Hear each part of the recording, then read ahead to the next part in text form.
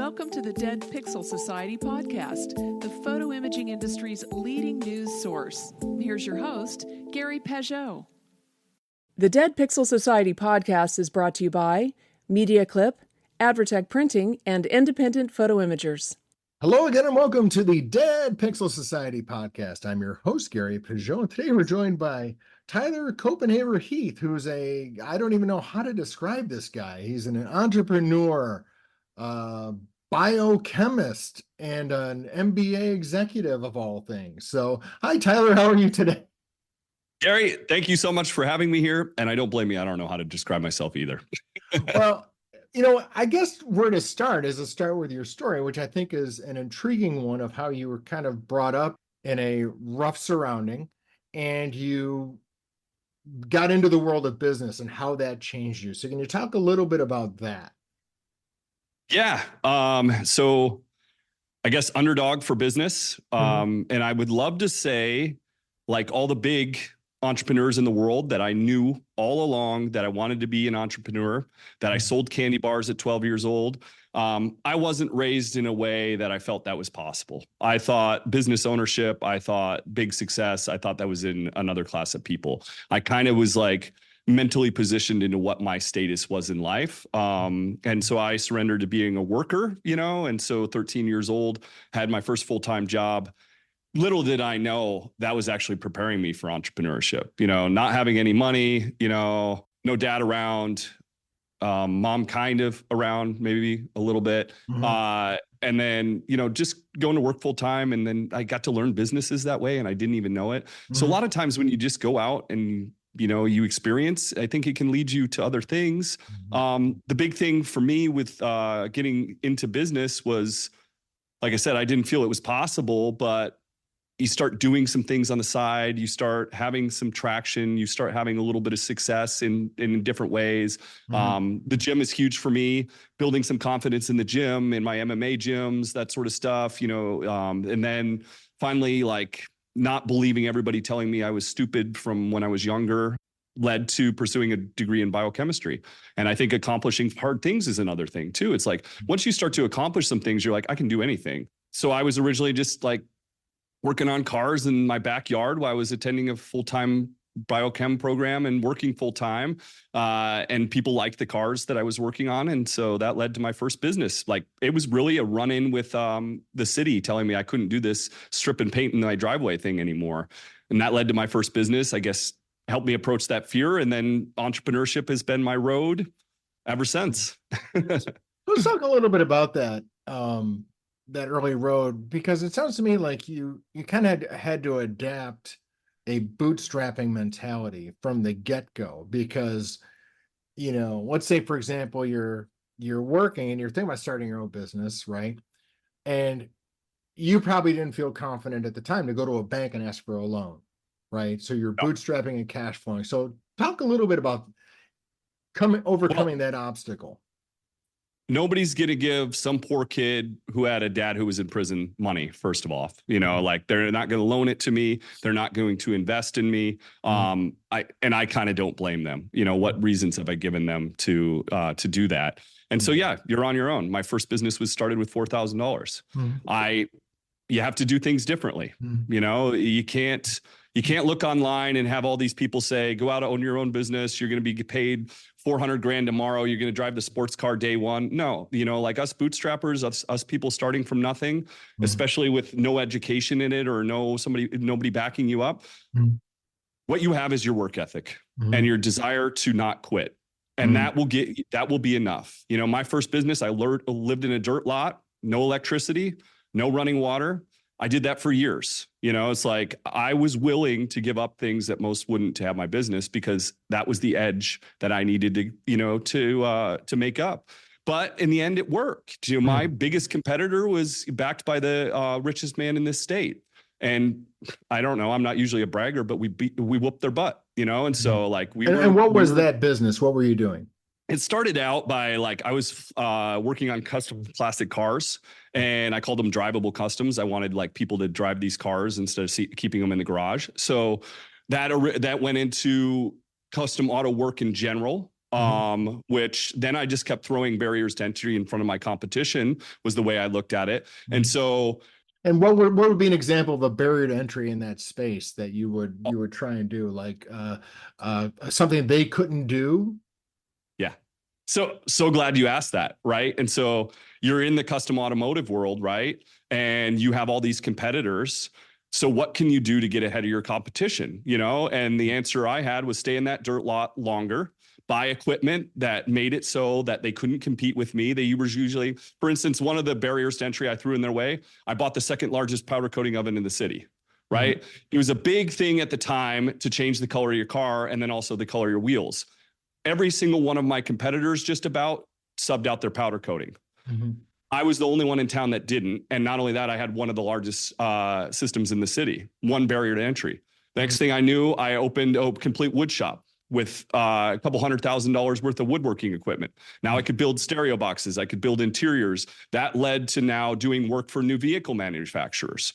I had the second largest dyno in the entire country. That led to building high-end sports cars and engine building. I bought beautiful paint booths. Now they can't touch me because I do all these things in one room. I had a print shop complete. Like we could do vinyl wraps was one of the biggest things in the on the earth back then. We also got into the electronics world. We bought all this equipment for electronics. Now we're building custom headlight systems and sending them all over the place. A lot to Michigan, actually. Thank you. So that led to other product lines. That it led to developing our own LED kits, and so which we manufacture overseas, sold in-house. By the way, that's one of the biggest pivots I missed in my entire business. I talk a lot about noticing your pivots now because it was an opportunity I completely missed. But I mean, that's a quick example of throwing some barriers to entry in the way. It's be willing to suffer, especially if you come from nothing. Put off the car, put off the fancy house, throw a couple barriers to entry in the way, and now you can sky past your competition. It'll be worth the suffering, I promise you. And so what was do you still have that business, or did you sell it, or what happened with that? I sold it, I guess 4 years ago now. Okay. So you were in it for quite some time. And of course, the natural pivot from someone who's doing custom automobiles is biochemistry, clearly. Yeah. That's such an obvious connection that I'm surprised more people haven't made that connection. Talk to me about that. So even my brothers don't give me a fair shake on this, and I hope I don't segue it too much. But, one of the key components, I think, to business is not quitting, no matter how hard it gets, right? And so I was in the final year of my biochemistry degree when I opened my first business, and I completed my biochemistry degree. Was that easy? No. Right. Do you know how hard that was? That was really hard. And so we have all these entrepreneurs, Mark Zuckerberg, those kind of guys bragging. I dropped out of college and look what I did. It's like, Mark, you quit college. You could have finished it. And even when I tell my brothers this, is well, Tyler, he had a huge company to run, it's he had to quit or whatever. It's you know how much smaller it is as a small business person, where you are the key component to your business, especially at first, to now segue your time and complete your degree in biochemistry. So doing a hard thing and accomplishing it is invaluable, because no quit is the number one rule in success for business. And on top of that, I was used to I'd get up at 3 o'clock in the morning. I'd go to the gym, then I would come back here, I would work, and then I'd come back here, I would go back to work and I'd work all day. And then at about 8 o'clock at night, I'd pull out my biochemistry books. I'd study biochemistry until I fell asleep. And then I'd get up, the next day, and I'd do the same thing. But guess what? When I graduated, I was still used to that routine. So now instead of a biochemistry book, what I pulled out for a year? A powder coating book. I taught myself how to powder coat by reading a textbook on powder coating for a year, getting a small system, playing with the small system. And when the opportunity came up, then I bought the second largest powder coat oven in the city. And I was the one that originally did all the powder coating. I would stay up till 12 o'clock at night. I'd do all the powder coating. Once again, not to segue too much, I ended up breaking my back, and one of my employees was seeing me one night. I guess he stopped by or something. He saw me. I was having to take a break in between the oven and the blaster chambers because my back hurt so bad. And he's like, Tyler, you're teaching me this, you're not doing it anymore. Right. And it gives me goosebumps and almost makes me want to cry a little bit, because he saw that, he wanted to help, and good people is super important. And he got better than me at it, and that's one of my most prideful points in my company is is him caring, and not only that, surpassing me in my ability to do, that. And then he went on to do really big things too. So it helped his career. So yeah, I hope I didn't get too far off track there. Oh, no, actually, no, that kind of segued, I think, kind of into sort of a management thing, which I think is important for entrepreneurs is, obviously from your background and perspective, you felt like you had to do it all because you felt like you didn't have resources. So you were bootstrapping, you were growing, you're going to do it yourself. But there comes a point where, you need to bring other people in and you need to share the wealth, so to speak, in terms of the duties and the job functions and the things like that. But if you hadn't really broken your back doing it, was that like the breaking point, or did you realize this was an issue?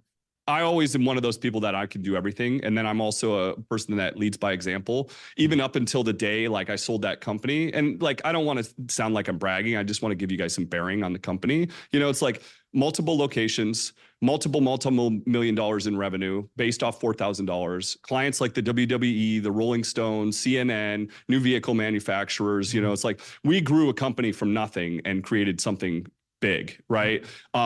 Even like the heads of like huge companies used to come in here. We were testing facility for them. I can probably name drop 3M here.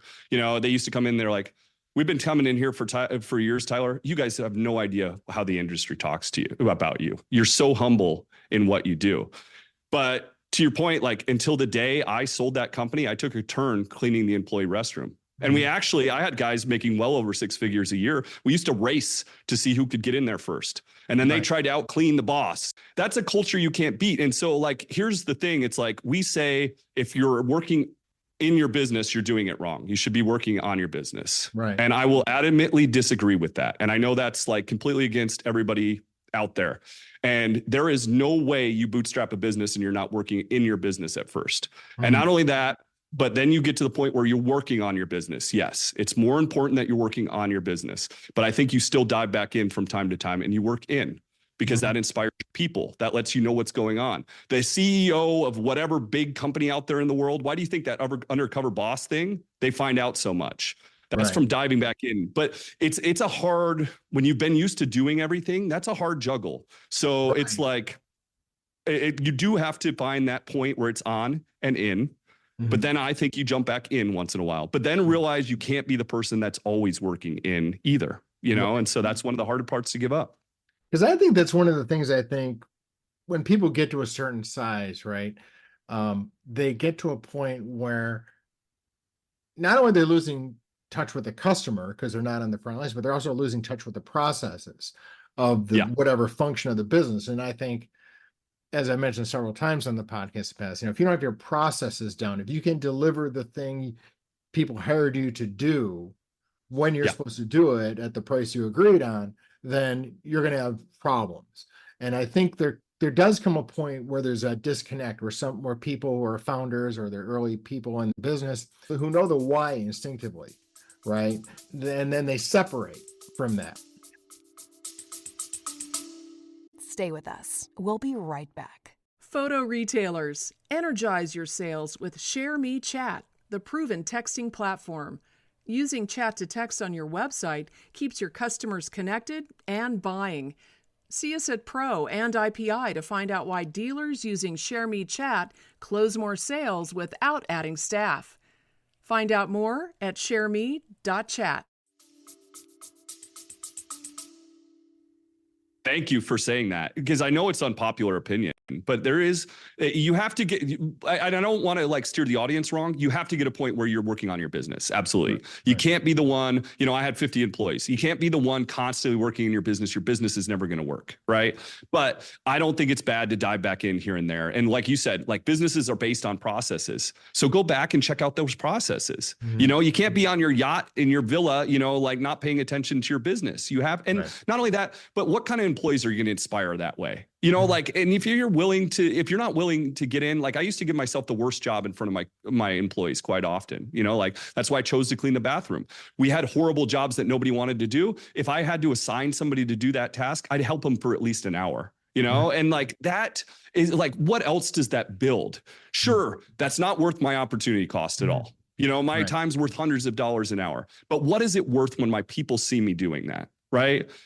Like that's inspiring to them. And then like they feel like they know me, right? I'm not this magnificent figure, you know? And so I don't know. Well, you work out a lot. You are magnificent, but yeah, I do have that. This is entrepreneurial stress. This is entrepreneurial stress. so let's talk about your process, right? Where did you learn that?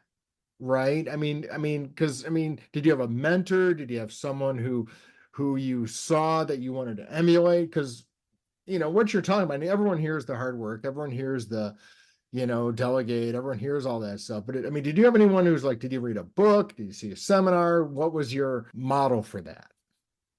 It's hard because who's the model out there for me?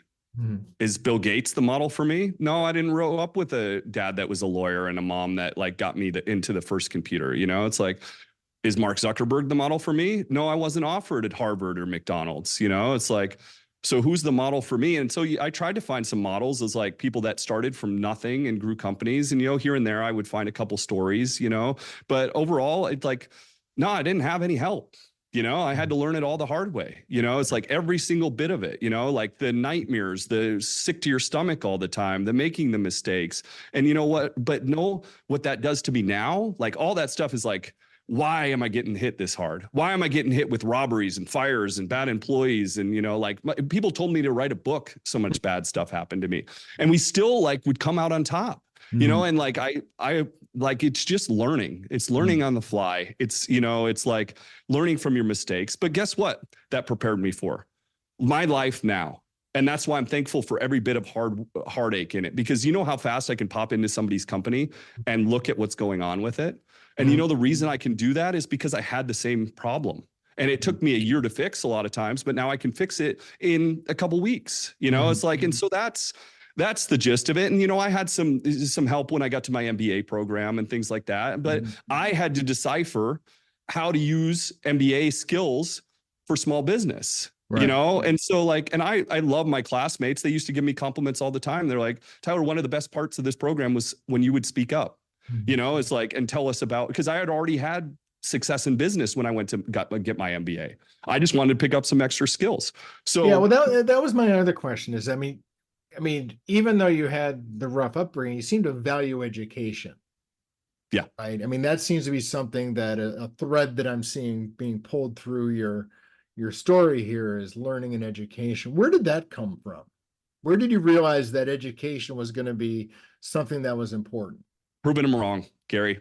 When you're told when you're young, that you're stupid, that you'll never amount to anything, that and you think you're surrendered to just be a workhorse for the rest of your life. And you surrender mentally to that and you believe that. And then you have enough little wins. And then all of a sudden you're like, I'm going to try this college thing because too many doors have been closed in my face over it. I'm scared to death. I'm stupid. How am I going to go to college? And you start and you're like, you know what? I'm actually not doing too bad at this. Actually, I'm doing really good. Maybe I'm not as stupid as I thought. And you develop a little bit of confidence in that. And the next thing you go is like, what's the hardest subject you got here? And this is how I got into biochemistry, really. A couple other reasons, but mostly it's like, what is the hardest subject you got?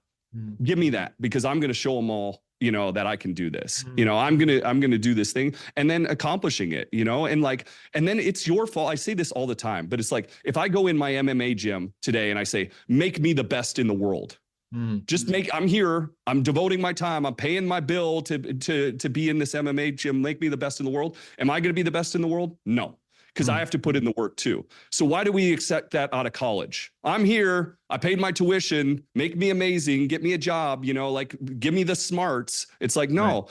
When I studied biochemistry, I followed my own paths and interest. They would introduce something and I would dive into it in a different way. I used my biochemistry degree for all the work I do today.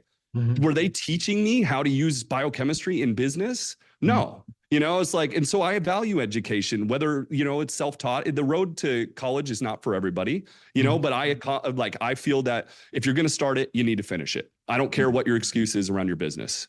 Quitting is the number one rule that you can't do. So why do you practice it? Why do we glamorize it? And so if you sign on to go into college, finish the degree, because that's the best thing you can do for your business is not be a quitter. I don't care. You may have to change the business. You may have to pivot or do some different things, right? Add some capabilities or do some things, right? Unless it's just a terrible idea, that is not a viable business, which is not Yeah. what you experienced. But I've heard a couple people, over the years talk about things that are just not real, things. To be honest, like the custom auto world is a horrible business model. Really is. It's like I didn't know any better. It was my first business. I didn't know how to like vet a business idea. Sure as hell didn't know how to put it down on paper and test it first. Right. The only reason that business model worked is because I worked so hard on it. In every way, it was not a good business model set up for success. Now, it led to things that were tremendous business models, but you have to not quit. And you have to like keep your expenses low in order to find those things, right? And so I believe that you can find the pivot in just about any business. Like I missed one of the biggest ones, which, like that was in my business, in my face. And so now I pay attention to the pivots. Even I have 6 businesses right now. One of them we set out to do one thing in, and then the next thing we know, the market was telling us to do something else. We pivoted the business, and that was the greatest decision we made in it because we assumed too much in one direction. So now we're being really flexible when the market is telling us otherwise, And so I what think was you that? really You said you missed one. You missed something. What was that thing you missed? So I mentioned like we got known for lighting systems. One of the things that blasted my company off was getting known for like pulling apart headlights, building these really cool systems inside, painting them and things like that, and then sending those to people all over the country, right? And so that like gave us our first like out there, image or whatever. And that led to me working a lot in that world, right? Like LED systems. And the next thing I realized is like a lot of the vehicles that were coming in the lot were still halogen technology bulbs. And halogen technology, you think of little fires going on in your lights. It's actually really archaic that we still use them. I feel like the automotive companies in the world, they're only still using them because they have a warehouse somewhere full of them. So anyways, like one of the biggest things that the market told us was like, hey, people didn't like the halogen systems. They wanted these new LED systems. Right. So we started buying these kits on the market so we could just swap the bulbs out, so you could have LED bulbs, but all of them were crap on the market. They didn't work very well. So we bought the best that we could find out there. And we looked at why it worked better. And like, there's a lot of things around heat dissipation. I don't want to go too far off on that tangent, but like, and then I'm sure I learned a lot of that from my biochemistry program too. It's like, thinking about how to get rid of heat to save the LED system. Sure. So we actually ended up on this new product that we invented for LED swaps. And it worked better than anybody else on the market because we really thought about this heat problem. And we used to get them in stock and we'd sell out of them in a couple of days. Like people would come out and they'd buy all our inventory, and then it would take us a couple months. We'd buy out our inventory again. I got so distracted in the operations of everything else that I should have pivoted to that business. I should have sold off the automotive shops at that point. I should have pivoted completely into LED technology because the opportunity was there. Competitors that I was looking at were making, 20, 40, 50, 80, $100 million a year, instead of custom auto shops, So that was the big pivot I missed. And people ask me, is it too late? It's too late. I think the ship sailed for timing that. is everything. Now, you've raised an interesting question about where you sold a business. Now, in my industry, the photo imaging industry, a lot of the small to medium-sized folks, like the person running the business is the business, right? They know everything, they do everything. They know how to run the printer, they know how to deal with the customers, they know how to shoot photos, whatever. But when the time comes to sell, it's hard to sell it because so much of the business is in the owner's head. How did you get around that? You have to start, and that's where the in your versus on. I know it made a tremendous argument for being in your business, but that's where you have to start working on your business. You start setting those people up that are going to be managers, that are going to be in charge of those areas. And you have to make the company function without you as much as you want to be delusional and think it can't, and, and that, it comes from a place of finally having a little bit of humility and finally giving some things up that are going to drive you nuts, and then training people and, allowing them and becoming a good coach, and so that's how you prep a business for sale, and like, you want to know those things too. It's like, if this is the entirety of your life is running this business, then you run it a certain way. Right. If the business is someday hoping to be sold, then you run it a different way, right? You need processes. I mean, you could be the solo operator that does all kinds of stuff and just has a couple assistants around if you want to run it for the rest of your life. But if you want to sell it, you have to process it, right? And luckily my business partner, who he's a process genius, right? And you don't have to have a business partner that's a process genius, but he's been great at evolving technology into our companies, right? And so there's somebody out there in your network, I guarantee it, that thinks in that way towards technology. And so that's another thing we did, is we developed processes with technology. And that's another thing. It's a big thing we do now, especially like now we know to start the business that way. So the initial phase of a business for us is, what technology are we going to use? What processes are we going to use? And we implement those from day one. And we're constantly critiquing those live in the moment to make them now repeatable. And you should be able to, if you want to sell your business someday, you should write a whole book about how your business is run, down to like how you answer the phone and how you address that. And if you write that book, your business will be worth so much more money. And not only that, but you'll be dialoguing your processes. And don't even like let the technology scare you. You just write this book about every single process. You'll see where the improvements will be, and you'll improve your business, and that'll help you sell it someday, or repeat it, or build a new location, or franchise it. You think people don't look at my businesses and I have a book like this of all the processes? Like, you can run this tomorrow with this book, and they don't see value in that. They do. It's not that hard to do. It just takes time. Yeah, because some people have a weird perception of how they look at selling a business, right? They almost look at it as, I built this thing from the ground up and we're grossing $2 million a year, and so I'm going to sell it. And they almost think of it as a reward for doing the business. And it's not. It's what you're selling is the future potential. Yeah.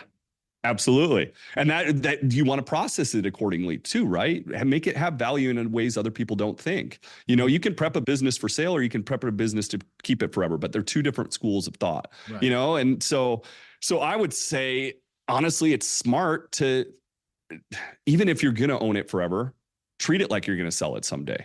Put those processes together. Think about working on your business a little bit more. Then when you have to, take over the reins again, get in. They call it the balcony to the field or something along those lines. You got to spend more time in the balcony at some point, but it doesn't mean you can't drop down to the field once in a while. None of us are too good for it. Right. So speaking of kind of giving back or being involved, one of the things you're kind of known for is helping underdogs as a business, as a thing. Why do you feel that's part of what you should be doing? Because, clearly, Bill Gates, maybe Mark Zuckerberg are not big into that, right? They're not out helping the underdog, right? To use folks that you were mentioning, at least in a business sense. I think they do some charitable things. Let's not ignore that. But they're not out helping underdog people start business. Talk a little bit about what you do there and why that's important to you. Gary, thank you for asking that question. Here's the thing: more women in business does more what? More women in business. More minorities in business does what? More minorities in business. More underdogs in business does what? More underdogs in business. And guess what? When we finally get into some realm of success, what do you think we care about? What are the things you think we hated about growing up? You make me a billionaire, you make somebody a billionaire that has a chip on their shoulder about the foster care system because they grew up in it and it was wrong. The prison system because they grew up in it, it was wrong. Like treating people unfairly because they're poor and it was wrong. What do you think they do with their success? And that's why our whole hippie hypothesis, if you call it here, is you bring more underdogs to success. And these are the people that are the most powerful on the planet too. Like I do a podcast on bullying too.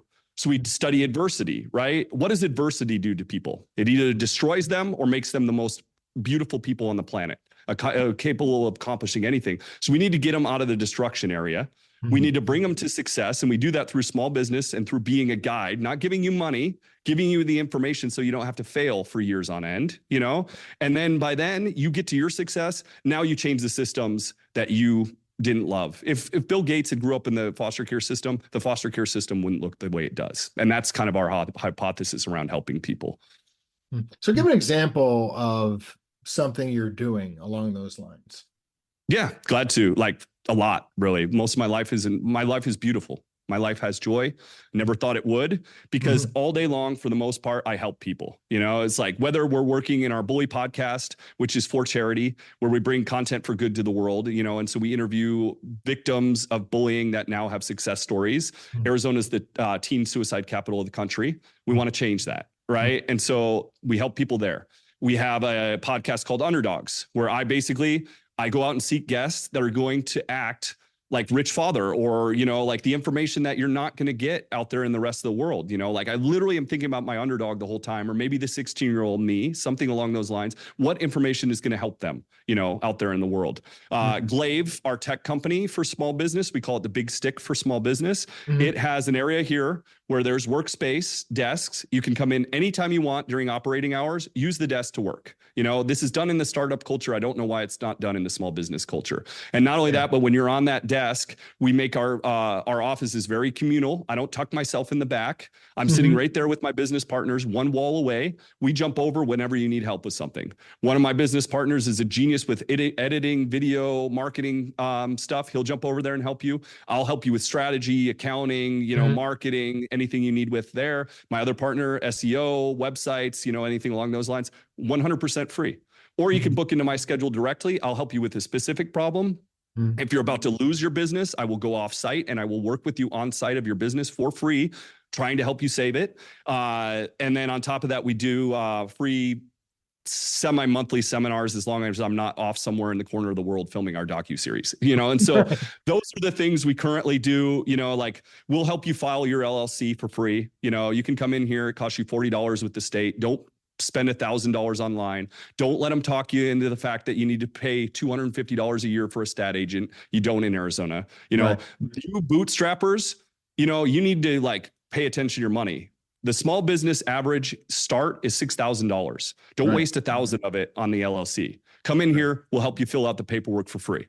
I mean, the other day we had a guy come in for his business. He left with his LLC. He left with his EIN. He left with his business bank account, a business credit card that he wanted, his QuickBooks set up, and I'm sure a couple other things in a couple hours for free, 100% for free. And by the way, that guy, and you want to see how this comes back around, you know, that guy actually saw I had broken pair of shoes, you know, because I just don't really care about these things. My shoes were falling apart completely. I really should have bought a new pair. I just didn't make the time for it. He saw I had a broken pair of shoes, and so he came in with a bag full of shoes the next day and gave them to me. Nice. Immediate reward for helping people. Which you usually don't have in small business, right? I mean, it usually takes a while, right? It's the process. It's almost like the bodybuilding thing or the MMA thing, right? You're not going to become that world champion overnight. It takes all that work and that process and doing all the little things during that process. And that's a big reason I try to come on podcasts these days, because we're fighting, Gary. We're not going to talk about your story online, today, I guess. But it's like people like you bringing reality to what entrepreneurship is. People like me bringing reality to what entrepreneurship is. It's like that's what's needed in the world. We don't need the guy sitting in his Ferrari saying, "Just buy my course for $100 and I'll make you a millionaire tomorrow." Right. You know, and like what frustrates me about that is that's not for the rich kid.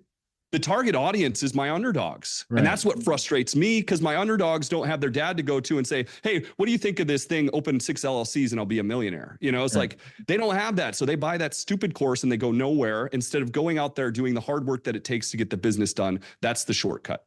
There is no shortcut to the Ferrari. And not only that, but you shouldn't have the Ferrari in the first 10 years. You should be putting barriers to entry in the way. Yeah. And this is a very unpopular opinion. If you've never done anything for the world whatsoever, you shouldn't have the Ferrari at all. Right. I reward yourself. But if you've done nothing with your success except treat yourself, because nobody is self-made in this world, not even me, who started on a dirt lot with $4,000 with no help. My people bought from my businesses. You know, I've had employees along the way. I've had helping hand here and there for some advice. You know, it's like nobody is self-made in this world. And we happen to grow up in a country where we can have anything we want if we work for it. Well, great. Listen, I've really enjoyed our talk. Where can people go to, this is your time to plug. So where can people go to get some more information about your various podcasts, or reach out? Now, like I said, I was very interested in the Glaive thing. So talk a little bit, like, where can we get information on that? Yeah, glad to do it. The best place to connect to everything that I do is like my social media, especially I'm really active on my Instagram at Tyler Uriah. Glaive website is coming soon. Right now, if you're in the Arizona area, one of our businesses down here is called Backlot Studios. You can look up Backlot. It'll lead you to Glaive and everything we do here. Podcasts are Underdogs, Bootstrappers, Game Changers. Other one is Bully This, A Hero's Journey. Thank you so much for your support. If I can help you guys at all, Gary, absolute pleasure being here. I appreciate you for bringing me on. I hope it was helpful. It was a lot of fun. Like I said, it was, I think we talked longer before the podcast than actually during the podcast. So that's a shame people missed out on that. But we'll have you again. We'll have you again sometime soon. Thanks. Yeah. Thank you so much. Thank you for listening to the Dead Pixel Society podcast. Read more great stories and sign up for the newsletter at www.thedeadpixelssociety.com.